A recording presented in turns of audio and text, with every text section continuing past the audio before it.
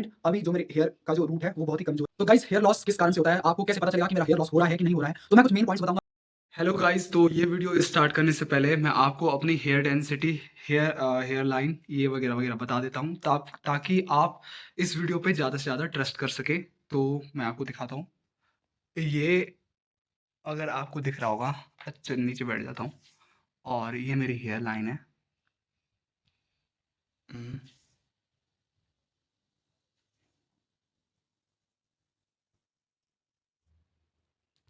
तो दोस्तों अभी अभी मैंने अपने हेयर वॉश करे हैं और अभी जैसे ही मैंने अपने हेयर वॉश करे तो लगभग लगभग जितना कि बाल होते हैं झड़ते हैं। एंड इस टाइम पे जो अभी मैं धो रहा था तो लगभग लगभग 150 से लेकर 300 तक बाल तो झड़ ही गए होंगे, इतना मुझे इतना अनुमान है। तो मैंने सोचा क्यों ना इस बारे में अपनी ऑडियंस को बताया जाए।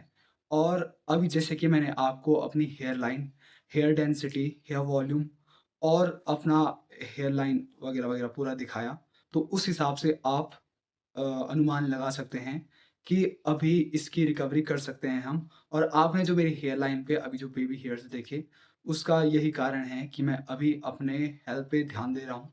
तो ये वीडियो एक डिटेल होने वाली है, तो मैं आपको एक-एक करके अभी समझाऊँगा कि कैसे क्या होता है। तो अभी इस बारे में एक पूरी वीडियो बनने वाली है, तो अभी बने रहना मेरे साथ। तो गाइस सबसे पहले हमें इस बारे में सोचना होगा नहीं, मतलब इस बारे में पता होना चाहिए कि हेयर लॉस और हेयर शेडिंग क्या होती है। तो हेयर लॉस वो होता है कि जिसके बाद आपके बाल आना बंद हो जाते हैं, और हेयर शेडिंग वो होती है जिसमें कि आपके पुराने बाल झड़ जाते हैं और फिर से नए बाल उगने शुरू हो जाते हैं। और जैसे कि मैं अभी आपको अपना हेयर की कंडीशन बताऊं, क्योंकि अभी मैंने 2-3 साल से अपने बालों को छोटा ही रखा था। तो जिसकी वजह से क्या हुआ कि जो मेरी हेयर रूट्स हैं वो बहुत ही कमज़ोर हो गई थी। अगर आपके बाल लंबे होंगे तो उनकी हेयर रूट्स भी बहुत ज़्यादा स्ट्रॉन्ग होंगी और उस हिसाब को आपका न्यूट्रिशन चाहिए होगा। तो जैसे कि मैंने आपको अपने बारे में बताया, अभी फ़िलहाल जब मैंने अपने बालों को पानी में डाला तो वो अभी ऊपर थे, और जैसे कि अभी वो श्रिंक नहीं हुए। तो आप इसके हिसाब से अनुमान लगा सकते हैं। बाकी मेरे हेयर जो थिकनेस है, हेयर की थिकनेस वो अभी बहुत ही अच्छी है। एंड अभी जो मेरे हेयर का जो रूट है वो बहुत ही कमज़ोर है, जिसकी वज़ह से क्या हो रहा है, हेयर शेडिंग हो रही है। तो इसी पे मैंने आज सोचा क्यों ना एक डिटेल वीडियो बनाई जाए। तो अभी मैं आपको नेक्स्ट पॉइंट बता। तो गाइज़ जैसे कि मैं अभी वीडियो एडिट कर रहा था अपनी, जो मेरी ये वीडियो है आने वाली है। तो अभी मुझे वीडियो एडिट करते-करते अभी मेरे को एक पॉइंट याद आ गया जिसको मैं बताना भूल गया कि आपको एम्पल अमाउंट ऑफ वाटर पीना है, क्योंकि अभी मैं एडिटिंग कर रहा था तो मेरे को पानी पीने की लगी। तो मैंने ये सोचा कि मैंने ये वाला पॉइंट तो ऐड ही नहीं किया, जो कि बहुत ही ज़्यादा इम्पोर्टेंट है। तो आपको एक होता है गाइस लॉ ऑफ एनवायरनमेंट, कि जो आपके सराउंडिंग में जो चीज़ें होंगी ना, उसको वो चीज़ आपको ज़्यादा अट्रैक्ट करेंगी। तो आपके जो एनवायरनमेंट है, तो इसीलिए आपको मतलब जहाँ आप स्टडी करते हो या सोते हो या खाना खाते हो या कुछ भी काम करते हो या कंप्यूटर में कुछ काम करते हो, तो वहाँ पे आपको एक पानी की बोतल रखनी है, वो भी ट्रांसपेरेंट, जिसकी वज़ह से। और एक बोतल भी आती है जो कि उसपे लिखा होता है कि इतना-इतना एमएल है, इतना आपने पी लिया है। तो वो बोतल लो आप, तो बहुत अच्छा है अगर आप थोड़ा बहुत खर्चा कर सकते हो अपने पे। तो ये बहुत ही नेसेसरी पॉइंट था कि आपको एम्पल अमाउंट ऑफ वाटर पीना है। तो ये पॉइंट मैं ऐड करना भूल गया, तो very sorry to you all guys. And आप यहाँ तक फिर से मैं ये वीडियो शूट कर रहा हूँ, तो आप भाई सब्सक्राइब कर दो मेरी मेहनत के लिए, इतना मेहनत कर रहा हूँ आपको एजुकेट करने के लिए, तो that's well and good for me.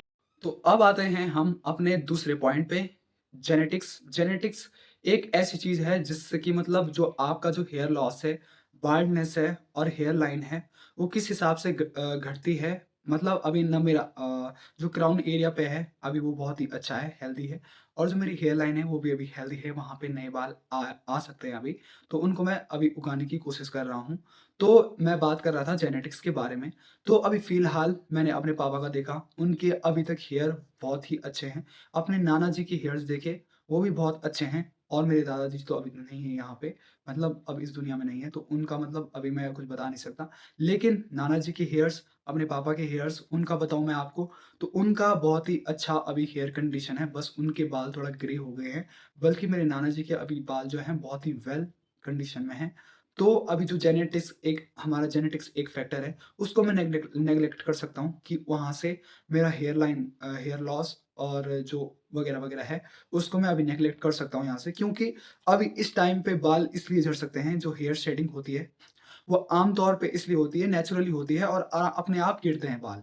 तो इस पे मुझे ज़्यादा सोचने की ज़रूरत नहीं। नाउ अब हम बात करेंगे तीसरे प्रॉब्लम के बारे में, डैंड्रफ और सेरेबिक डर्मेटाइटिस के बारे में, जिसमें कि फ्लेकिंग, इचिंग हो सकती है, क्योंकि इसकी वजह से बाल झड़ना एक मूल कारण है। और इसकी वजह से क्या होता है कि जब हम हमारे नाखून बड़े होते हैं और जब हम डैंड्रफ होता है तो हम मन करता है कि थोड़ा बहुत खुजला लें, तो जिसकी वजह से क्या हो सकता है, बालों की रूट्स में एक टेंशन क्रिएट हो सकती है और बाल झड़ सकते हैं। तो इसको कम करने के लिए सबसे पहले मैं इसका मेन कारण बता देता हूँ। ये जो डैंड्रफ आपका ग्रो होता है, वो उस मेलेशियस एक बैक्टीरिया, कोई उसका प्रोनाउंसिएशन में नहीं आ रहा मुझे, यहाँ पे मैं लिख दूँगा। एंड उसकी वजह से क्या होता है कि ओवर ग्रोथ हो जाती है डैंड्रफ की। और अगर आपकी ऑयली स्किन है और अगर आप ऑयल ज़्यादा लगाते हैं अपने हेयर पे, तो इसकी वजह से क्या हो सकता है कि आपके जो स्काल्प है, वो डर्ट से भर सकता है, डैंड्रफ से भर सकता है। और एक हमारा एनवायरनमेंट भी मैटर करता है। अभी मैं जिस एनवायरनमेंट पे रह रहा हूँ, वहाँ का एनवायरनमेंट बहुत ही ज़्यादा क्लीन और एकदम स्ट्रेस फ्री एनवायरनमेंट है। और यहाँ पे देखो, स्ट्रेस भी एक आपका मूल कारण हो सकता है बाल झड़ने का। और अभी मेरे पास एक भी अभी कारण नहीं है कि जो मेरे बाल झड़ें। लेकिन अभी जिस पे मैं थोड़ा बहुत ट्रस्ट कर सकता हूँ मेरे बाल झड़ने का, एक रीज़न हो सकता है हेयर शेडिंग, जो कि एक टाइम होता है जिसके बाद हेयर का फॉल होना एक जेन्युइन बोल सकते हैं कि है, एक कारण है। तो भाई, हेयर डैंड्रफ से बचने के लिए आपको कुछ मेडिकेटेड शैम्पू आते हैं, उसका मैं स्क्रीनशॉट यहाँ पे लगा दूँगा। आप डॉक्टर से भी कंसल्ट कर सकते हैं और अपने बालों के बारे में इतना ज़्यादा स्ट्रेस लेने की कोई ज़रूरत नहीं है। तो दूसरा प्रॉब्लम ये है कि आपको स्ट्रेस भी कम करना होगा और मतलब या तो कहीं घूमने चले जाओ, ठीक है? तो घूमने से क्या होगा, थोड़ा बहुत स्ट्रेस रिलीफ़ होता और थोड़ा दोस्तों के साथ घूम लिया करो, क्योंकि आजकल हमारी जो लाइफ है एक मोबाइल पे ही सिमट के रह गई है और हम बहुत ज़्यादा स्ट्रेस ले लेते हैं। तो एक ही कारण है, तो आपको स्ट्रेस नहीं लेना है। और तीसरा जो आपको इसका सॉल्यूशन मिल सकता है वो लाइफ़स्टाइल है। अपने घरवालों के साथ बैठो भाई, अच्छे से खाना-पीना खाओ उनके साथ। तो ये कुछ सॉल्यूशन थे, क्योंकि अगर ये छोटे-छोटे स्टेप्स ही एक बड़ा चेंज लेके आते हैं, तो इन पे बिल्कुल इग्नोर मत करना कि ये भाई क्या पॉइंट्स बता रहा है। तो ये जो मैं पॉइंट्स बता रहा हूँ आपको, ये बिल्कुल ही जेन्युइन है। तो आपको ये पॉइंट्स अच्छे से याद रखना है, ठीक है? नाउ अब हम 5वें पॉइंट के बारे में डिस्कस करेंगे, वो है हेयर डैमेज। तो जिसकी वजह से कई लोगों के हेयर मतलब झड़ते भी हैं, तो उससे तो मामूली सी बात है कि भाई झड़ेगा ही। तो आपको जब आपके बाल गीले होते हैं, मेरे बाल अभी थोड़ा बहुत सूख गए हैं, तो अभी ठीक है। लेकिन आपको बालों को एकदम रफ़ली ऐसे, जैसे ये टॉवल है, तो उसको रफ़ली एकदम ऐसे नहीं करना है, आपको बिल्कुल आराम-आराम से आपको अपने बाल सुखाने हैं। अभी तो यहाँ पे इतना अच्छा एनवायरनमेंट है, सुबह भाई सुबह 6 बजे आ जाती है धूप और यहाँ पे सुबह अगर एक बार बैठ जाओ, तो बहुत ही अच्छी सनशाइन मिलती है। तो इससे कि विटामिन डी3 की एकदम पूरी एकदम जो भी है डेफ़िशिएंसी है, वो कंप्लीट हो जाती है। तो इसलिए मैं अभी आप देख सकते हैं इस वाली कंडीशन में हूँ, जस्ट बिकॉज़ कि विटामिन डी3 की जो डेफ़िशिएंसी है उसको पूरा कर सकूँ मैं। तो आपको अपने बालों पे ज़्यादा एक्सेसिव हीट नहीं करना है अपने बालों को और उसको ज़्यादा ऐसे कंघी से एकदम एकदम ऐसे-ऐसे करके कॉम्ब नहीं करना है। तो ये एक मेन रीज़न हो सकता है। तो आपको इतना भी स्ट्रेस नहीं लेना है। एकदम नेचुरली अपनी लाइफ़स्टाइल को शुरू करो और नेचुरली ऐसे सोचो कि अभी कुछ नहीं हुआ है and I am well and good. देखो, अच्छा सोचने से, अच्छा काम करने से सब कुछ अच्छा हो जाता है। तो इसके बारे में आपको इतना स्ट्रेस लेने की कोई ज़रूरत नहीं है। अपने काम पे ध्यान दो और थोड़ा बहुत स्काल्प की आपको हेल्दी, आपको अपना स्कैल्प रखना पड़ेगा। ये मेन रीज़न हो सकता है। नाउ मैं अब अगर अपनी बात करूँ तो मेरा ऑयली स्काल्प है और डैंड्रफ भी है, तो इसके लिए एंटी मेडिकेटेड शैम्पू यूज़ करना है जिसमें कि ये सब चीज़ें हों, कीटोकेनाज़ोल हो, ज़िंक पायरेथॉन हो, सैलिसिलिक एसिड हो, सेलेनियम सल्फाइड हो। तो ये जो मेन इंग्रीडिएंट है उसमें होने चाहिए और आपका जो शैम्पू है उसमें ज़्यादा केमिकल्स नहीं होने चाहिए, जिससे कि आपको अपना जो जो हेल्दी हेयर हैं उनको आपको मतलब उनको आप हेल्दी रख सको, ठीक है? मेरा मेन मोटिव जो बोलने का है वो ये है।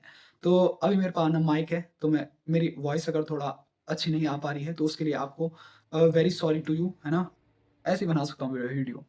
तो गाइज़, हेयर लॉस किस कारण से होता है? आपको कैसे पता चलेगा कि मेरा हेयर लॉस हो रहा है कि नहीं हो रहा है?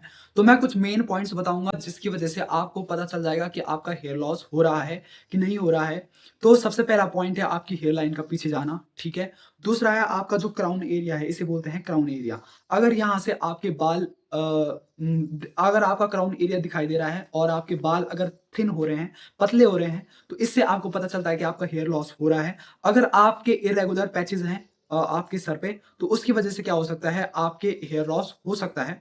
आपको पूरा ये कन्फर्म हो जाएगा कि आपका हेयर लॉस हो रहा है और एक ही बार में अगर आप अपने बाल ऐसे करते हैं पीछे की ओर और एक ही बार में बहुत सारे बाल झड़ रहे हैं, तो आपको इससे पता चल सकता है कि मेरे बहुत मतलब हेयर लॉस हो रहा है। तो ये कुछ मेन पॉइंट्स थे जिसकी वजह से आपको पता करना है कि मेरा हेयर लॉस हो रहा है कि नहीं हो रहा है, ठीक है? तो गाइज़ एक रीज़न ये भी है कि अगर आपकी बॉडी में बहुत ज़्यादा कम मात्रा में खून है, कम हीमोग्लोबिन है या आयरन की डिफ़िशियंसी है, तो उसकी वजह से भी हेयर फॉल हो सकता है, वो भी एक मेन रीज़न है।